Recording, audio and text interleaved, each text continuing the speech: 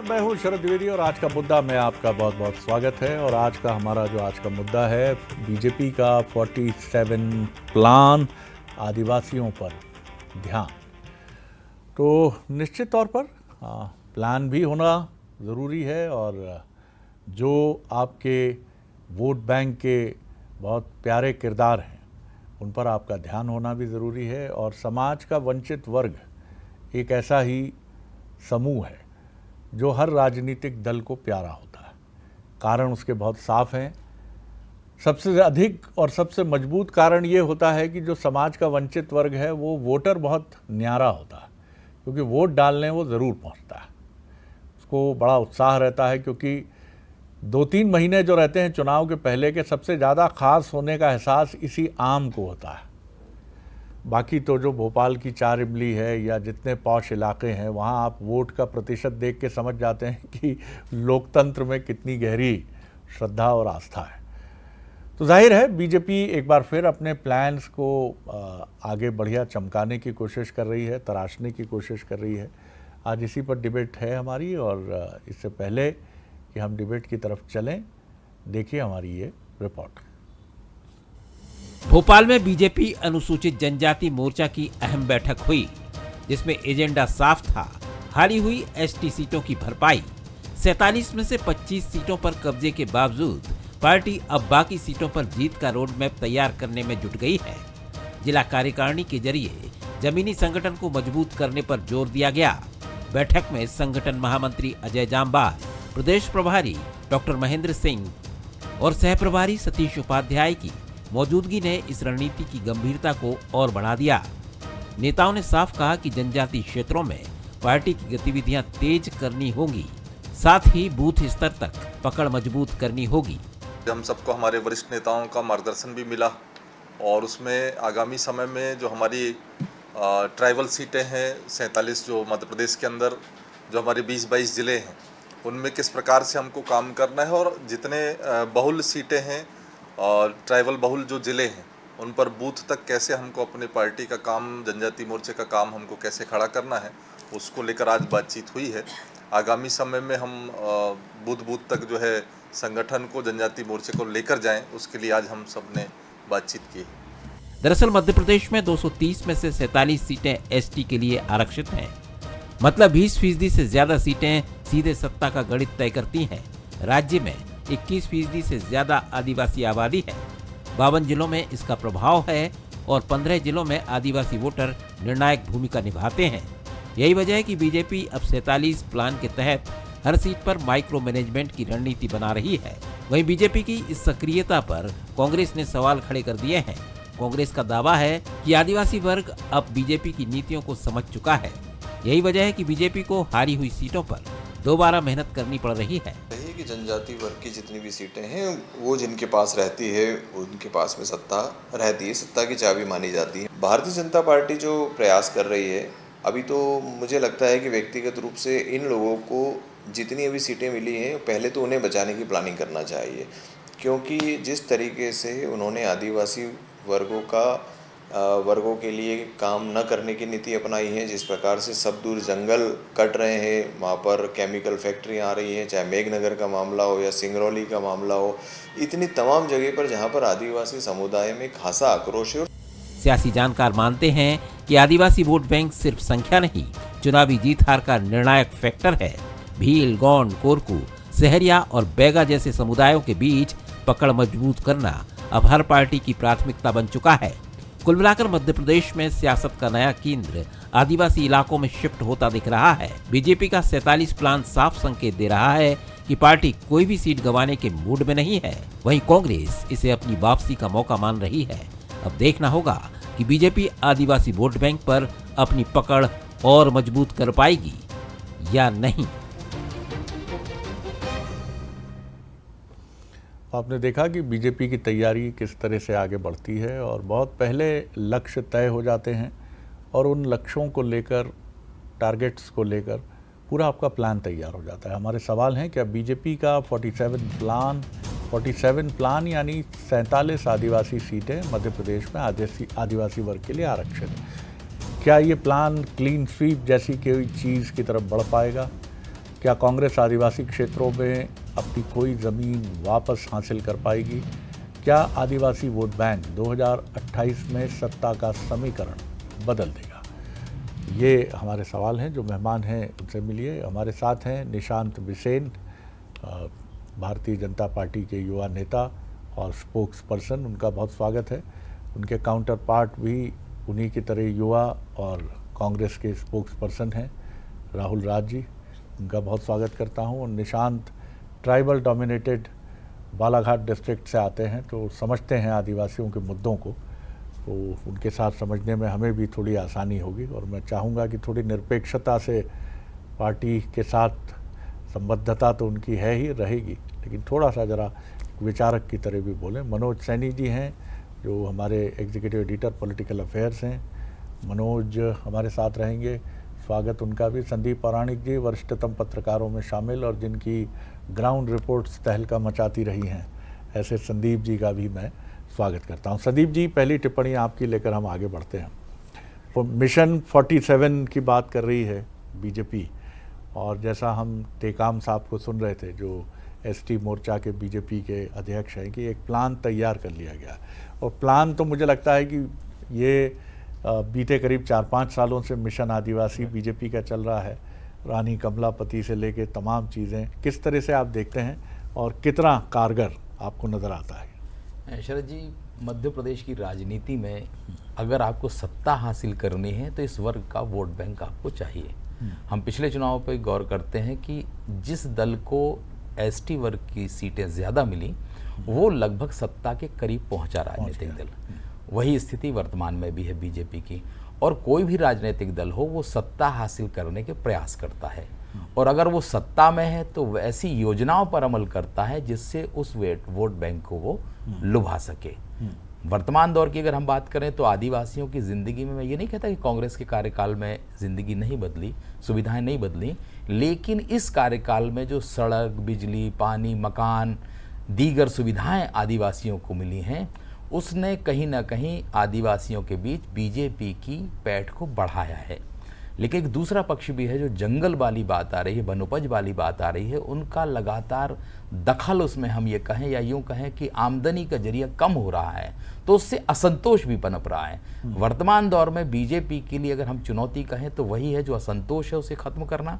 और कांग्रेस के लिए चुनौती ये है कि कांग्रेस का ये पुराना वोट बैंक है। कांग्रेस की जो राजनीति रही उसमें आदिवासी प्रमुख रहा है उनका, और वर्तमान दौर में कांग्रेस उस तरह से आदिवासियों के करीब नहीं पहुंच पाई है, उनके मुद्दों को लड़ाई नहीं लड़ पाई है जिसके जरिए वो उनके बीच जगह बना पाए। तो मुझे लगता है कि बीजेपी 24/7 वैसे भी काम करती है पार्टी, और अगर उसने 47 पर फोकस किया है तो हो सकता है कि आने वाले समय में उसको और ज़्यादा लाभ मिले। मनोज, एक छोटा क्विक कमेंट आपका। देखिए, बड़ी तेज़ी से एसटी के भीतर भी बदलाव देखने को मिले, खासकर हिंदुत्व जैसे जब मुद्दे सामने आए, तो ये तो वो है जो खबर में हम दिखा रहे हैं, लेकिन मेरे पास जो जानकारी है कि ये सब मुद्दे भी कहीं चिंता बढ़ा रहे भारतीय जनता पार्टी की। और जब आदिवासी वर्ग के साथ, जनजाति वर्ग के साथ बैठक हुई है तो अंदर इस तरह की चर्चा भी हुई, यानी उसको भी फोकस करना है। और आप देखिए, आने वाले दिनों में हो सकता है कि आपको हर एक आदिवासी अंचल में एक बड़ी अखंड रामायण होते दिखाई दे, इस तरह की चीज़ें जिसमें लोगों को जोड़ पाएँ। लेकिन विकास के मुद्दों पर जहाँ तक बात कर रहे हैं, एक दिन पहले ही नैपन नगर पहुँचे थे मुख्यमंत्री डॉक्टर मोहन यादव, तो कई बड़ी सौगातें दी। और नैपन नगर आपने देखा कि वनवासी या वनों को काटने के बाद जिस तरह की स्थितियाँ वहाँ निर्मित हुई थी, तो मुख्यमंत्री यानी सरकार भी इस बात को समझ रही है। पैसा एक्ट जैसे जो कानून लेकर आए हैं उसको भी कहीं ना कहीं उसका लाभ बीजेपी को मिला। और वो वोट बैंक जो हमेशा कांग्रेस का रहा करता था लंबे अरसे तक, उसको तोड़ पाने में तो भारतीय जनता पार्टी सफल रही। लेकिन बीच में जो स्थितियां निर्मित हो रही है, जैसे सिंगरौली के मुद्दे हैं या तमाम तरह की चीज़ें हैं, तो इसके कारण बहुत बड़ा एक फोकस अलग तरह से भारतीय जनता पार्टी करने जा रही है। 47 सीटों पर यदि फोकस करेंगे, इस बार 25 सीटें मिली थी, जाहिर है कि उसमें कुछ और बढ़ोतरी हो जाए तो उसके लिए अभी से प्रयास करना होगा। अच्छी बात है, पर ये एक चुनौती कांग्रेस के लिए जरूर देता है कि इसी तरह की तैयारी कांग्रेस को भी करना पड़ेगी। बिल्कुल, लेकिन जब डिवीज़न की बात आती है या कई बार बांटने की बात आती है तो चीज़ें अलग मोर्चे की तरफ जाती हैं। जैसे माफ़ कीजिएगा, फला फला जाति का अपमान नहीं सहेगा हिंदुस्तान, तो फिर कहानी दूसरी तरफ जाने लगती है।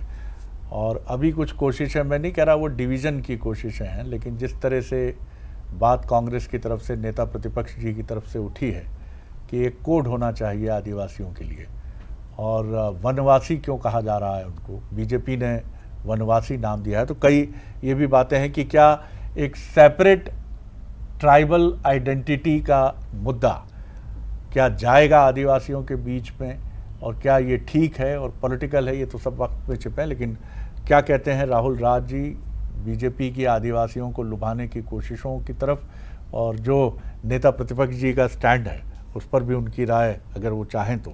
जी देखिए शरद जी, सबसे बड़ी बात यह है कांग्रेस ने सदैव आदिवासियों के हित और अधिकार के और उनके उन्नयन के कार्य की चिंता की है। जहाँ तक प्रश्न नेता प्रतिपक्ष जी के बयान का है, नेता प्रतिपक्ष जी स्वयं आदिवासी समुदाय से आते हैं और उन्होंने हमेशा आदिवासी अस्मिता की चिंता की है, उस प्रश्न को उठाया है। उन्होंने जितनी भी बातें कही बिल्कुल जायज़ है। आदिवासी इस भारतवर्ष का सबसे पुराना और प्राचीनतम मूल निवासी है। कांग्रेस ने तो सदैव इस बात की चिंता की। आपको याद होगा शरद जी, 1871 में अंग्रेज़ों के समय एक क्रिमिनल ट्राइबल एक्ट पास हुआ था, जिसमें जन्मजात आदिवासी है तो जन्मजात वो अपराधी होगा, इस बात को रखा गया। पंडित जवाहरलाल नेहरू जी ने 1947 में आज़ादी के ट्राइब्स के लिए था, नोमैडिक ट्राइब्स, जैसे उसमें भील भी थे जी, तो उसमें आदिवासियों के उस एक्ट को एबॉलिश करने का काम पंडित नेहरू जी ने किया। आप देखेंगे उससे आगे बढ़ के जब 1975 में इंदिरा गांधी जी जब इस बात की चिंता करती हैं कि आदिवासी समुदाय के अंदर भी कुछ ऐसी जातियां हैं जिनके उन्नयन की विशेष आवश्यकता है, तो उन्होंने उस समय 52 जातियां थी, अब वो 75 हो गई हैं बढ़ के, उन्हें विशेष रूप से पिछड़ी जाति दे के आरक्षण दिया। 1989 की हम बात करें, राजीव गांधी जी ने SC/ST एक्ट जो है उसे पास किया। 1995 की हम बात करें, PV नरसिम्हा राव जी की गवर्नमेंट में हमारे जो मध्य प्रदेश के आदिवासी नेता थे दिलीप सिंह भूरिया जी की कमेटी का निर्माण किया, जिस कमेटी ने पैसा कानून की जो है नींव रखी। अगर हम उससे आगे बढ़ते हैं तो 2006 में वो मनमोहन सिंह जी थे जिन्होंने वन अधिकार अधिनियम हिंदुस्तान में लागू किया, जिसके कारण हमारे आदिवासी भाई बहनों को पट्टे, मगर इन सब के इतर भारतीय जनता पार्टी, मुझे आश्चर्य होता है कि आदिवासियों के हक और अधिकार की और उन्नयन की एक बात और चिंता करने के बजाय, सिंगरौली के जंगल की बात तो आई गई है, वो मीटिंग कर रहे हैं कि उनका वोट कैसे मिले, उनकी सीटों पर चुनाव कैसे देते हैं। अभी आपके सामने है कि सिंगरौली में वन अधिकार अधिनियम का कितना उल्लंघन हो रहा है। जिन मैपिंग जिन पेड़ों की गई उनके अलावा ज़्यादा पेड़ काटे जा रहे हैं। सिंगरौली छोड़िए, आप केन बेतवा रिवर लिंक परियोजना में देख लीजिए, आप उड़ीसा का उदाहरण ले लीजिए, आप बिहार का उदाहरण ले लीजिए, आप कुछ दिन पूर्व जाइए, वन अधिकार अधिनियम का खुला उल्लंघन हुआ। शिवराज जी खुद अपनी सरकार के विरोध में आदिवासी अंचल में मिलने गए थे, देवास का किस्सा हमने देखा। तो लगातार सोनम वांगचुक जी आज भी जेल में है, वो वहाँ के पूरे ट्राइबल्स जो है अलग से राज्य की मांग कर रहे थे। तो ये चिंता जो है, ये चिंता आदिवासियों की सरकार को करना चाहिए। मैं तो निशांत भाई हमारे आदिवासी अंचल से आते हैं, मैं अपनी अंतिम बात केवल ये कहूँगा कि 2014 से लेके निशांत भाई मेरा मार्गदर्शन करें, आज दिनांक तक आदिवासियों के हक और अधिकार और उनके उन्नयन के लिए एक कानून, एक अधिनियम और एक व्यवस्था वो बताएं जो भाजपा की केंद्र सरकार ने की हो। लेकिन बड़ा सवाल, आप दोनों राजनीतिक मेहमान हमारे साथ हैं, दो महत्वपूर्ण पार्टियों के प्रतिनिधि हैं, कि वोट अपनी जगह है, चुनाव आप लड़ेंगे तो वोट की दृष्टि से आपको अलग अलग सामाजिक वर्गों को आकर्षित करना पड़ेगा। लेकिन आदिवासी का मतलब क्या है? आदिवासी का मतलब है गोंडी, हल्बी, कोरकू, इनकी क्या ये बोलियां महफूज हैं, सुरक्षित हैं आज? क्या इनका कोई डिजिटल डॉक्यूमेंटेशन हुआ है? क्या इनकी लोक परंपराएं हमने सहेजी हैं? मैं सुनता हूं कि अब भगोरिया का रूप स्वरूप बदल गया है, अब जीन्स है, लिपस्टिक है। ये हमारे सघन घालमेल से ये हुआ है। जब मैं एक राष्ट्रीय न्यूज़ एजेंसी में था तो छत्तीसगढ़ की एक खबर थी कि एक विलुप्त प्राय जनजाति के लिए टॉयलेट्स बना दिए गए, और जब उन्हें टॉयलेट्स में भेजा गया, दरवाज़ा बंद किया गया तो वो दरवाज़ा तोड़ने लगे, बेचैन हो गए। तो आदिवासी हम समझ क्या रहे हैं?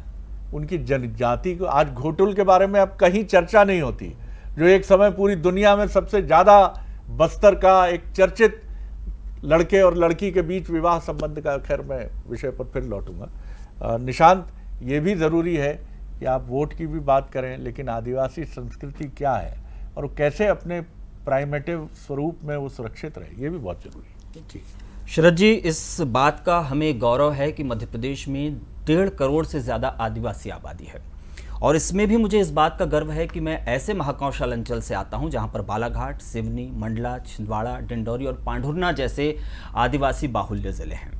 आज चूँकि हमारे मोर्चे की एक अहम बैठक हुई है जिसमें 47 सीटों पर बात हुई है। तो मैं आपको सबसे पहले वो फिगर बता दूं कि 2018 में कांग्रेस ने इन 47 में से 30 सीटें जीती थी, 16 सीटें हमारे पास थीं। इसके बाद हमने लगातार आदिवासी क्षेत्रों में काम किया, उनके लिए योजनाएं चलाई, हितग्राही मूलक योजनाएं चलाई, उनके अधिकार, उनके गौरव, उनके आत्मसम्मान के लिए योजनाएं चलाई, उनके स्वावलंबन के लिए चलाई, जिसका नतीजा ये रहा कि 2023 में जब चुनाव हुए तो हमें 24 सीटें मिली, कांग्रेस को 22 सीटें मिली, कांग्रेस 30 से 22 पे आ गई। इसके बाद अमरवाड़ा में उपचुनाव हुआ, वो सीट भी हमने जीती। हमें यकीन है कि जिस तरीके से हम आदिवासी अस्तित्व और आदिवासी अस्मिता के लिए काम कर रहे हैं, पेसा कानून 2022 में लाया गया। आपको अंदाजा है शरद जी कि ग्राम सभा को असीमित अधिकार हैं, बिना ग्राम सभा की अनुमति के कोई काम किसी भी आदिवासी गांव में नहीं किया जा सकता। अगर उस गांव की ग्राम सभा ये कहती है कि इस गांव में ये विकास योजनाएं होनी चाहिए, फला योजनाएं हैं, फला योजना के लिए ये हितग्राही होने चाहिए, हमें यहाँ पर ये वस्तुएं चाहिए, ये सामान चाहिए, ये योजनाएं चाहिए, तो वो जिला प्रशासन को मानना है। पंचायत राज अधिनियम ने ग्राम पंचायत दी थी, लेकिन उसके बाद पेसा कानून ने हमें ग्राम सभा दी है। ग्राम सभा को बहुत अधिकार हैं और ये धीरे धीरे किसी भी कानून को लागू होने में वक्त लगता है, थोड़ा समय लगता है, अभी देर लग रही है, लेकिन ये इस तरीके से हमारे आदिवासी भाई बहनों को मजबूत बना देगा कि इसके परिणाम देखने को मिलेंगे। आज अब देखिए, बहुत पहले जब बात होती थी आदिवासी, मतलब हमारे मन में एक छवि आती थी कि कोई मृग छाल ओढ़े हुए कोई आदिवासी व्यक्ति होगा, लेकिन आप आज स्थितियां देखिए, आप पातालकोट में आप जाके देखिए, अंदर जाकर देखिए, आज मोबाइल पर किसी यूट्यूब चैनल को देखता हुआ व्यक्ति आपको दिखाई देगा, वो अच्छा है, उसके घर में आज ज़रूरत के सारे सामान है। आप बालाघाट चले जाइए, कान्हा नेशनल पार्क से लगे इलाकों में चले जाइए, आदिवासी क्षेत्रों की स्थिति बहुत सुगम हुई है, वहाँ पर मकान बहुत अच्छे हो गए, वहाँ पर रोड बहुत अच्छी हो चुकी है। इस बार का आप बजट एलोकेशन देखिए, 94 स्कूल उन्हें वेल फैसिलिटेट किया जाएगा, वो सिर्फ इसलिए किया जाएगा ताकि इन क्षेत्रों की स्थिति बदले। शरद जी, 2006 के कानून की बात हो रही थी, 2006 के आदिवासी सामुदायिक वन अधिकार अधिनियम को पूरी ताकत के साथ अभियान के रूप में लागू करने के लिए मध्य प्रदेश सरकार काम कर रही है। इससे होगा क्या? गांव के आसपास का जो जंगल है उस पर आदिवासी का दखल बढ़ेगा, उसका अधिकार बढ़ेगा। और एक और छोटी सी बात कर दे रहा हूं, और जो वहां के आप अगर देखेंगे छोटी छोटी जो वनोपज है, चाहे वो बांस हो, हर्रा हो, बेहड़ा हो, चार हो, तेंदुपत्ता हो, तेंदू हो, इन सबसे होने वाली आय से वो स्वावलंबी बनेगा। उस गांव के आदिवासियों को, उस गांव के आदिवासी समूहों को एक आय होगी जो उसी गांव के विकास में काम आएगी। तो ये हमारी सरकार लगातार काम कर रही है शरद जी। बिल्कुल, लेकिन वो मुद्दा भी ध्यान में रहना चाहिए निशान जी, और बहुत ज़रूरी है कि जैसा हम नई पीढ़ी देखते हैं, जब से बात की जाती है तो उनसे आप रामायण की एक चौपाई के बारे में पूछ लीजिए, उनका दोष नहीं है, वो सनातन को फॉलो ज़रूर करते हैं, लेकिन आप उनसे पूछ लीजिए कि सुंदरकांड की किसी चौपाई के बारे में, तो आप, मैं नहीं कहता कि अपवाद ज़रूर मिलेंगे, लेकिन यही चीज़ है कि ये सिर्फ आदिवासियों के लिए महत्वपूर्ण नहीं है। हम तरक्की खूब करें, अंग्रेज़ी बोलें, हमारे घर में सुविधाएँ हों, लेकिन हमारी परंपराओं की जड़ उतनी ही मजबूत हो। संदीप जी, ये तो एक अलग विषय हो गया, लेकिन आपने ये बात सही कही कि बीजेपी का लगातार फोकस है, और आंकड़े भी निशांत ने बताए हमको कि भाई आप आगे बढ़े, 24 पहुंच गए आप, पिछली बार आप 16 थे, 16 से आप 24 पर आ गए, तो निश्चित तौर पर कांग्रेस की ज़मीन खिसकी और बीजेपी ने उसको गेन किया। उसके बाद से इस पर और फोकस है, फिर आप बूथ की तरफ जाते हो, फिर आप उन नेताओं को चुनते हो, तमाम चीज़ें हैं। कांग्रेस के लिए क्या अलर्ट रहने की क्या बात है? क्योंकि मैं देखता हूं कि अब दोनों ही दलों में बहुत दिग्गज आदिवासी नेताओं की संख्या जो है, अब वो पहले जैसी नहीं। शरद जी, ये बात सही है कि आपको आदिवासी नेतृत्व विकसित करना पड़ेगा, क्योंकि वो ऐसे समाज हैं जो अपने वर्ग से जुड़े हुए व्यक्ति को ज़्यादा महत्व देते हैं। मुझे लगता है कि अगर दोनों राजनीतिक दल अगर बेहतर लड़ाई लड़ना चाहते हैं तो उनके नेताओं को तैयार करना पड़ेगा। सरकार की योजना हो, सरकार के खिलाफ आंदोलन हो, वो एक अलग चीज़ें हैं, लेकिन जो आपने बात कही शरद जी कि वो संस्कृति, विकास तो हो रहा है, आदिवासियों की संस्कृति भी प्रभावित हो रही है उससे। तो मुझे लगता है कि संस्कृति, नेतृत्व और वहाँ की जो वर्ग है, युवा वर्ग है, उसकी पढ़ाई लिखाई से लेकर सुविधाओं पर तो ध्यान दे सरकार, लेकिन अगर मान लीजिए नेतृत्व विकसित करते हैं, जो भी राजनीतिक दल बेहतर नेतृत्व विकसित कर लेगा, तो मुझे लगता है कि उसकी संभावना कहीं पहले से ज़्यादा हो जाएंगे। बिल्कुल सही है, क्योंकि चुनौती हमेशा ये भी होती है कि गोंडवाना गणतंत्र पार्टी जिसने बहुत ताकत बनाई एक समय मध्य प्रदेश और छत्तीसगढ़ में, वो कहाँ चली गई और क्यों चली गई? तो ये भी बड़े सवाल हैं कि आखिर आदिवासियों की खुद कोई पार्टी क्यों नहीं उभर पाती है। बाइपोलर पॉलिटिक्स है, दोनों ही दल खींचते हैं, लेकिन ये चुनौती बन रही है धीरे धीरे। मनोज, एक इसी पर एक छोटा कमेंट, आदिवासी लीडरशिप जी। देखिए, शायद भारतीय जनता पार्टी इस बात को समझ रही शरद जी, और इसीलिए ये बार बार जो बैठकें होती है उसके पीछे वजह भी यही है कि उस क्षेत्र का यदि कोई आदिवासी लीडर है तो उसको बढ़ावा मिलना चाहिए। आप जिस गोंडवाना गणतंत्र पार्टी की बात कर रहे थे, अभी तो जयस बहुत तेजी से उभरा था, अब जयस कहाँ है? जब हम मैदान में जा रहे हैं तो अब जयस की वैसी चर्चा नहीं हो रही, लेकिन जब मैदान में जाते तो एक नाम जरूर लिया जाता, आज भी इंदिरा गांधी का नाम लिया जाता। तो कांग्रेस वो अपने लीडर को, वहाँ भी कोई कांग्रेस की तरफ से कोई लीडर ऐसा नहीं दिखाई देता जिसे आदिवासी अपना लीडर मान ले। तो मुझे लगता है ये दोनों तरफ ये चीज़ें हैं, लेकिन बीजेपी ने उसको पकड़ने का प्रयास किया और यही बीजेपी के पास ताकत भी दिखाई देती है। लेकिन निश्चित रूप से आने वाले जो चुनाव होंगे 2028 के, उसमें बहुत सारी चीज़ें बदलने वाली है। कई तरह की जो बातें जिसको हम कह रहे थे जो बंद कमरे में हुई है, वो भी चिंता का विषय होगा और बीजेपी समय रहते इन चीज़ों को पकड़ लेती है। लेकिन पहली बार है कि कांग्रेस भी शायद कुछ चीज़ों पर काम कर रही है, चाहे आदिवासी अंचल की बात करें या बाकी अन्य चीज़ों पर।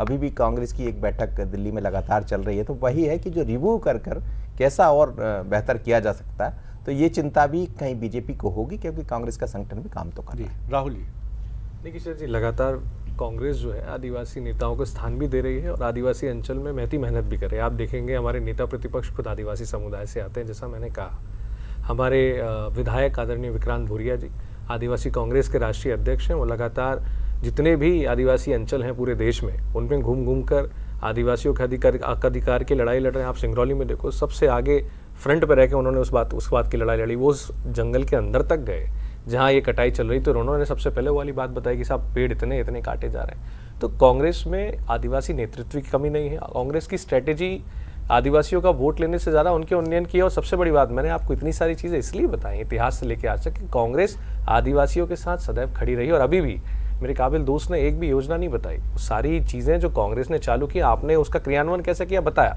लेकिन आपने तो कुछ नया नहीं किया। अब कांग्रेस की स्ट्रेटेजी हमारे यहाँ, जैसे आज हम बात करें तो आज सुबह ही हमारे यहाँ जो प्रशिक्षण होने वाले हैं बूथ स्तर तक के, जिसकी प्लानिंग है, उसकी ट्रेनिंग डिपार्टमेंट की आज बैठक थी, किस प्रकार हम आगे नीचे जाएंगे। आदरणीय मनोज जी ने ये बताया कि भाई दिल्ली में हमारी बैठक चल रही है, तो आदिवासी अंचलों में और पूरे मध्य प्रदेश में किस प्रकार कांग्रेस मजबूत हो, ये पूरी की पूरी रणनीति कांग्रेस की अपनी तैयार है। और हम आदिवासियों को वोट से ज़्यादा उनकी अस्मिता और उनके हक और अधिकार को प्राथमिकता देते हैं। निशान जी, कंक्लूड करते हुए शरद जी, मैं ये कहना चाहूँगा, हमने विकास कार्य तो बहुत सारे किए हैं, आदिवासियों का जीवन स्तर, उनका लाइवलीहुड सुधारा है, लेकिन जो सबसे महत्वपूर्ण काम हुआ है भारतीय जनता पार्टी की केंद्र और प्रदेश की सरकारों में, वो हुआ है आदिवासी अस्मिता की रक्षा करना, वो भाव जागृत करना। यही वजह है कि मध्य प्रदेश में चाहे टंट्या मामा हों, चाहे फिर वो हमारे बिरसा आबा हों, धरती आबा बिरसा मुंडा जी हों, उनकी जयंती मनाने का निर्णय, ये सभी निर्णय, शंकर शाह, रघुनाथ शाह की अगर हम बात करें, ये सभी हमारे आदिवासी अस्मिता के प्रतीक हैं। देश में हमारे स्वतंत्रता संग्राम के 75 नायकों की जो व्याख्यान माला है वो 110 यूनिवर्सिटी में दिखाई और पढ़ाई गई। तो आप समझिए भारतीय जनता पार्टी की सरकारें आदिवासियों के लिए किस हद तक प्रतिबद्ध है, और यही सोच हमारे कामकाज में भी दिखाई जाती है। और 20 साल से तो राहुल जी हमारी सरकार ही मध्य प्रदेश में है, चाहे पेशा लागू करने की बात हो या फिर आदिवासियों को मजबूत करने की बात, तो इसका श्रेय तो विपक्ष नहीं ले सकता, ये श्रेय तो आपको मध्य प्रदेश की सरकार को ही देना पड़ेगा। महत्वपूर्ण बात यह है कि आप निश्चित तौर पर, फिर वही बात है कि आपको लुभाना है, आपको वोट लेना है, ये एक अलग बात है और ये स्वीकार्य भी है। कांग्रेस भी इसीलिए है और बीजेपी भी इसीलिए है। लेकिन इसके बीच में आदिवासी कम्युनिटी एक ऐसी कम्युनिटी है जो अपनी परंपरा, अपनी जड़ों से बहुत गहरी जुड़ी हुई है और ये हम ज़रूर देखें कि हम जितना उसको अपने विकास के रास्ते पर लाने की कोशिश करते हुए हम उसकी जीवन शैली को कहीं ना डिस्टर्ब करने की स्थिति की तरफ तो हम नहीं जा रहे हैं। ये एक बहुत बड़ा सवाल है, क्योंकि जितना हमारी पैठ आदिवासी समुदाय के भीतर बढ़ रही है, हमारी गाड़ियां जा रही हैं, हमारे मोबाइल जा रहे हैं, हमारी वेशभूषा जा रही है, उतना ही उनकी जीवन शैली पर हमारा आक्रमण भी हो रहा है। वो अपनी जीवन शैली से हमारी जीवन शैली की तुलना करके अपने भीतर परिवर्तन ला रहे हैं। ये हर दृष्टि से चुनौतीपूर्ण है, चाहे आप इसको सामाजिक दृष्टि की बात कर लें या एक लॉन्ग रन की बात कर लें, ये बिल्कुल नहीं होना चाहिए। तो इस पर भी राजनीतिक दलों का ध्यान होना चाहिए कि गोंडी, हल्बी, कोरकू या भीली, ये सारी बोलियां, इनके गीत, इनकी और जो लोक परंपरा से जुड़ी चीज़ें हैं, ये सब सुरक्षित रहें। कहाँ सुरक्षित रहेंगी? क्योंकि बात नायकों की तो हो जाती है, लेकिन बोली, तीज, त्यौहार की बात, मैं यहाँ भोजपुरी समाज का ज़रूर उदाहरण दूंगा कि आज ये कहा जाता है कि न्यूयॉर्क तक में छठ पूजा होने लगी है। तो ये किसी समुदाय का एक अपनी परंपरा को लेकर बहुत पहले मुंबई में कोई जानता नहीं था। तो ये आपको इसकी तरफ भी ध्यान देना होगा। ये माफ़ कीजिएगा राजनीति से इतर बात है, लेकिन ये है बहुत अहम। बहुत शुक्रिया आप सभी का, और आगे देखिए हमारा न्यूज़ बुलेटिन। नमस्कार।